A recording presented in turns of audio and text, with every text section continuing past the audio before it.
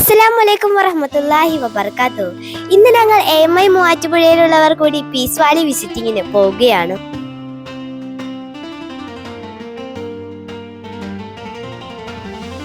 നമുക്ക് എന്തോരം അനുഗ്രഹങ്ങളാലെ പടച്ചോൻ നൽകിയിരിക്കുന്നത്.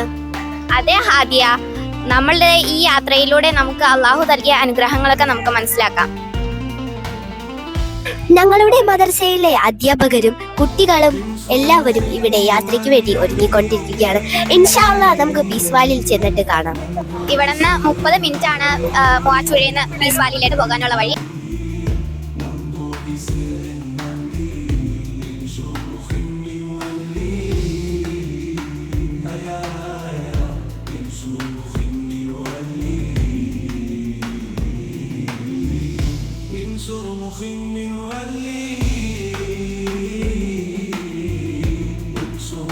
ഞങ്ങളെല്ലാവരും ഇവിടെ എത്തിച്ചേർന്നിരിക്കുകയാണ്. എല്ലാവരും വരി വരിയായി ബസ്സിൽ നിന്ന് ഇറങ്ങുകയാണ്.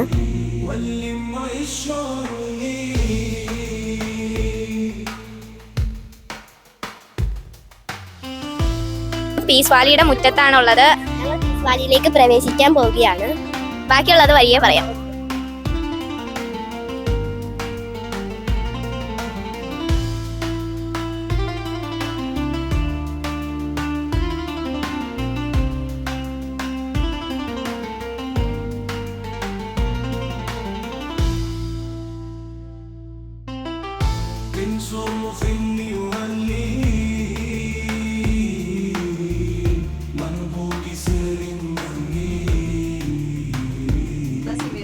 അനുസരിച്ചാണ് നമ്മൾ എത്തുന്നത്.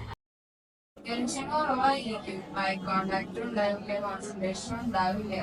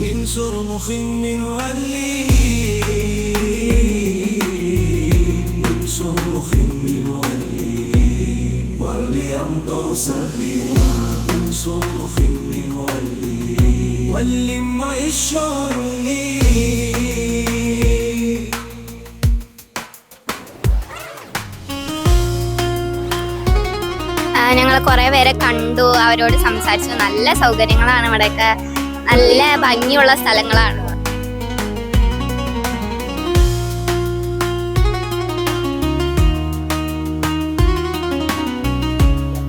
ഞങ്ങൾ ഫുഡൊക്കെ കഴിച്ചു, നല്ല ഫുഡായിരുന്നു.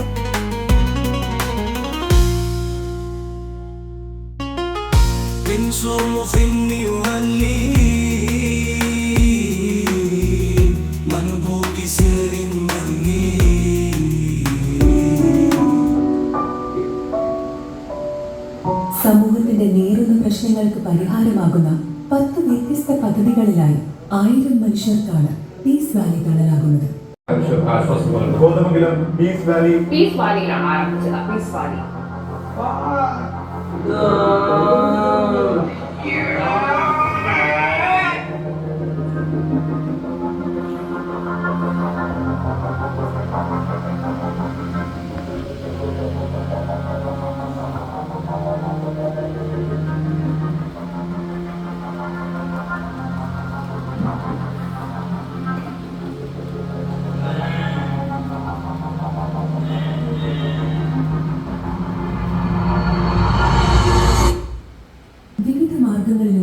നഷ്ടപ്പെട്ടു പോയ ജീവിതകാലം തിരികെ പിടിക്കുകയാണ് ഇവിടെ.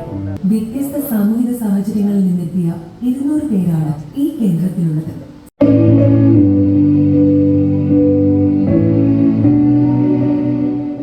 വിദ്യാഭ്യാസം പൂർത്തിയാക്കുന്ന നിർധനർക്ക് അനുയോജ്യമായ തൊഴിൽ പദ്ധതികൾ നൽകി സമൂഹത്തിലേക്ക് തിരികെ എത്തിക്കുന്ന രീതിയാണ് പീസ് വാലിയുടേത്.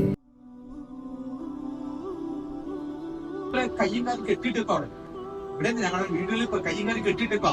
കാരണം ആ കുട്ടികളിൽ പല വൈകല്യമുള്ള കുട്ടികൾ മറിഞ്ഞു വീഴുന്ന കുട്ടികൾ പിടിച്ചാൽ നിൽക്കില്ല. ഒരു കുട്ടീനെ പിടിക്കുക 2 പേരോളം. നിങ്ങളുടെ പ്രായമുള്ള കുട്ടീനെ പിടിക്കണമെങ്കിൽ 2 പേരോളം. അങ്ങനെയുള്ള 25 കുട്ടികളിൽ അവരിൽ പലരെ അവരെ മാതാപിതാക്കൾ ഉപേക്ഷിക്കുന്നു. പഠിക്കണം കേട്ടോ. ഇവിടെ വാപ്പിച്ച് ഉപേക്ഷിച്ച് എന്താ നിങ്ങൾ പഠിക്കണം. പല കുട്ടികൾ മാതാപിതാക്കൾ ഒഴിവാക്കിയ കുട്ടികളാണ്. നമ്മൾ പലരും ഒഴിവാക്കില്ല. വേസ്റ്റ് പലരും ഒഴിവാക്കും. പല പ്ലാസ്റ്റിക് കവർ ഒഴിവാക്കും, വേസ്റ്റ് ഒഴിവാക്കും. സ്വന്തം മക്കളെ ഒഴിവാക്കും. സ്വന്തം മക്കളെ വലിച്ചെറിഞ്ഞ കുട്ടികൾ അവിടെ 1 വയസ്സായ കുട്ടികളുണ്ടാവും. 1 വയസ്സായ കുട്ടി 3-4 വയസ്സായ കുട്ടികളുണ്ട്. അതേപോലെ നിങ്ങളുടെ പ്രായമുള്ള കുട്ടികൾ അവിടെ വൈകല്യമുള്ള കുട്ടികൾ അവരുടെ മാതാപിതാക്കൾ ഒഴിവാക്കിയ കുട്ടികൾ അവിടെ ഉണ്ട്. പല സ്വഭാവത്തിന് കുട്ടികൾ അവരെയൊക്കെ സംരക്ഷിക്കുന്ന അവരെയൊക്കെ സ്നേഹപൂർവ്വം നോക്കുന്ന സ്ഥാപനമാണ് പീസ് വാലി. നിങ്ങൾ ഇതേ അറ്റത്തെ സ്നേഹത്തീരെ പോയി കണ്ടോ. അവിടെ കുറെ ഉമ്മമാരും കുറെ ചേട്ടന്മാരും ചേച്ചിമാരൊക്കെ ഇടുന്നത് കണ്ടിട്ടുണ്ടാവും. സത്യത്തിൽ അവരുടെ കോലെന്താ, അവര് ശരീരം കണ്ടിട്ടില്ല, അവരുടെ മുഖവും കൈയും കാലും കണ്ടില്ലേ, എന്താ അവരുടെ അവസ്ഥ. എല്ലാവരും മൂത്രം ഒഴിക്കുന്നത് പാക്കറ്റിലാണ്. അവർക്ക് രാവിലെ പല്ല് തേപ്പിച്ചു കൊടുക്കണം. രാവിലെ ആ കിടക്കുന്ന ഉമ്മമാർക്കും ഉമ്മമാർക്ക് രാവിലെ പല്ല് തേപ്പിച്ചു കൊടുക്കണം, കുളിപ്പിക്കണം, കക്കൂസി കൊണ്ടുപോകണം, മൂത്രം ഒഴിപ്പിക്കണം, കുളിപ്പിക്കണം, പല്ല് തേപ്പിക്കണം, ഭക്ഷണം വാരി കൊടുക്കും. ഇപ്പൊ നിങ്ങളോ അവിടെ കുറെ ഉമ്മമാരെ മൂവാറ്റുകളിൽ കുറെ ഉമ്മമാരോട് വരുന്നുണ്ട് ഉച്ചയ്ക്ക് ഭക്ഷണം വാരി കൊടുക്കാൻ വേണ്ടി. വളരെ തീർമാനമായിട്ട് ഉച്ചയ്ക്ക് ഭക്ഷണം എടുത്തവർക്ക് വാരി കൊടുക്കാൻ. ജീവിതത്തിൽ വലിയ പ്രയാസപ്പെട്ട കുറെ മനുഷ്യരാണ്. ഈ പീസ് വാലിയിൽ കിടക്കുന്ന ആരും ചെറിയ രോഗികളില്ല. മാനസിക നില തെറ്റിയ ഒരുപാട് ആണുപ്പൊക്കെ അവിടെ ഉണ്ട്. അവരെ നമ്മൾ പരിചരിക്കുക. ഞാൻ പറഞ്ഞു, നിങ്ങൾ മദ്രസയിൽ പഠിക്കുന്ന കുറെ കാര്യങ്ങളുണ്ട്. ആ പഠിക്കുന്ന കാര്യങ്ങളിൽ പെട്ടതാണ് ശരിക്കും മനുഷ്യനെ സ്നേഹിക്കുകയും മനുഷ്യനെ സേവനം ചെയ്യുകയും ചെയ്യാന്നുള്ളത്. മറ്റുള്ള രോഗികളെ പ്രവാചകൻ മുഹമ്മദ് മുസ്തഫ സല്ലല്ലാഹു അലൈഹി വസല്ലം പറയുന്നുണ്ട്, മൻ ആദൽ മരീദ ലം യസൽ ഫീ ഖുർഫത്തിൽ ജന്ന ഹത്താ ആദ ആഇദുൽ മരീദി ഫീ മിഖ്റത്തിൽ ജന്ന ഹത്താ യർജിഅ. രോഗികളായി കിടക്കുന്നവരുടെ പോയി പരിചരിക്കണോന്നാണ്. നിങ്ങളോടൊക്കെ പറയാം, നിങ്ങളുടെ വീട്ടിലൊക്കെ അപ്പിച്ചുപ്പിച്ചുമാര് ചെറുപ്പക്കാരായിരിക്കും. വീട്ടിലെ വല്യപ്പിച്ചുമാരുണ്ടാവും. സുഖമില്ലാത്ത ഉമ്മമാര് വല്യപ്പന്മാരുണ്ടാവും. നിങ്ങൾ അവർക്ക് പോയി ഇരിക്കാറുണ്ടോ? നിങ്ങൾ അവരെ കൈ പിടിക്കാറുണ്ടോ? നിങ്ങൾക്കറിയാം, ഇവിടെ ആളല്ലോ ഇവിടെ ഈ രോഗികൾ നഖം വെട്ടി കൊടുക്കാൻ. നിങ്ങൾ വല്യപ്പാട് നഖം വെട്ടി കൊടുക്കാറുണ്ടോ? വല്യപ്പിച്ചിന് നഖം വെട്ടി കൊടുക്കാറുണ്ടോ? നിങ്ങൾ വല്യപ്പക്കാർ ഉമ്മ കൊടുക്കാറുണ്ടോ? വല്യപ്പിച്ചിമാർക്ക് ഉമ്മ കൊടുക്കാറുണ്ടോ? നിങ്ങൾ വീട്ടിൽ നോക്കുമ്പോൾ ആദ്യം വല്യപ്പയുടെ റൂമിൽ പോയിട്ട് സലാം വലൈക്കും പറയാറുണ്ടോ? വല്യപ്പിച്ചിക്ക് സലാം പറയാറുണ്ടോ? അതൊക്കെ ചെയ്യണം. ഞാൻ ഇവരോട് പറയായിരുന്നു, നമ്മളൊക്കെ എത്ര ഭാഗ്യവാന്മാരാണ്, എത്ര അൽഹംദുലില്ലാ എന്ന് പറഞ്ഞാലും മതി വരില്ല. എന്റെ കൈ ഇങ്ങനെ പിടിച്ച് ഞങ്ങള് കുറച്ചു പേരുണ്ടാവില്ല, 6-7 പേരുണ്ട്. അപ്പൊ ഒരു ഉമ്മ എന്റെ കൈ പിടിച്ച് പറഞ്ഞു, മോനെ വലുതായി ജോലിയൊക്കെ കിട്ടിയാല് ഉമ്മാക്കും ഉപ്പാക്കും മരുന്നൊക്കെ വാങ്ങിക്കൊണ്ട് കൊടുക്കണം.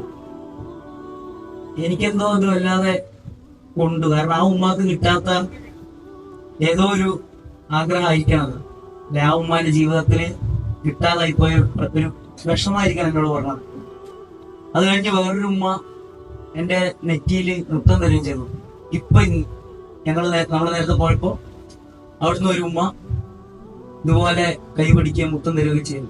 എന്റെ ഉമ്മാവ മരിച്ചതിന് ശേഷം എനിക്ക് അങ്ങനെ കിട്ടിയ ഒരു മുത്തം എന്തോ മനസ്സിന് വല്ലാത്തൊരു എന്താ വികാരം പറയാൻ എനിക്ക് അറിഞ്ഞൂടാ. സന്തോഷാണോ അല്ല സങ്കടമാണോ എന്നെനിക്ക് അറിഞ്ഞുകൂടാ. ഏതായാലും പഠിച്ചോൻ തന്ന അനുഗ്രഹങ്ങളെ കുറിച്ച് നേരത്തെ ഇവിടെ ശംസുദ്ദീൻ സാർ പറഞ്ഞ പോലെ പഠിച്ചോൻ തന്ന അനുഗ്രഹങ്ങളെ കുറിച്ച് നമ്മൾ വല്ലാതെ ചിന്തിക്കുന്ന ഒരവസ്ഥ. ഇതിലുള്ളവരാണ് നമ്മളെന്ന് മനസ്സിലാക്കാൻ ഇത്തരത്തിലുള്ള കുറച്ച് സ്ഥലങ്ങളിലേക്ക് സന്ദർശിക്കേണ്ടത് നല്ലതാണ്. ആ ഒരു ഉദ്ദേശത്തിൽ തന്നെയാണ് നമ്മുടെ മദ്രസ ഇത്തരം പരിപാടി വെക്കുന്നത്.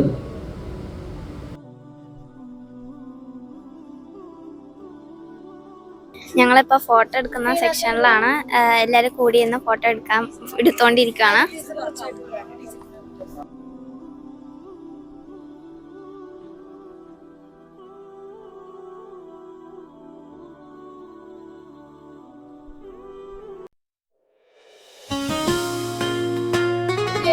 അങ്ങനെ ഞങ്ങളുടെ പീസ് വാലിയിലേക്കുള്ള യാത്ര കഴിഞ്ഞ് ഞങ്ങൾ തിരിച്ച് മദ്രസയിലായിട്ട് പോയിക്കൊണ്ടിരിക്കുകയാണ്. അൽഹംദുലില്ലാ, ഞങ്ങൾ അങ്ങനെ മദ്രസയിലേക്ക് തിരിച്ചെത്തിയിരിക്കുകയാണ്. വളരെ ശാന്തിയും സമാധാനവും നൽകിയൊരു യാത്രയായിരുന്നു ഇത്. എല്ലാവരും പീസ് വാലി ഒരു തവണയെങ്കിലും തീർച്ചയായും സന്ദർശിക്കാൻ പോകണം. അസ്സലാമു അലൈക്കും.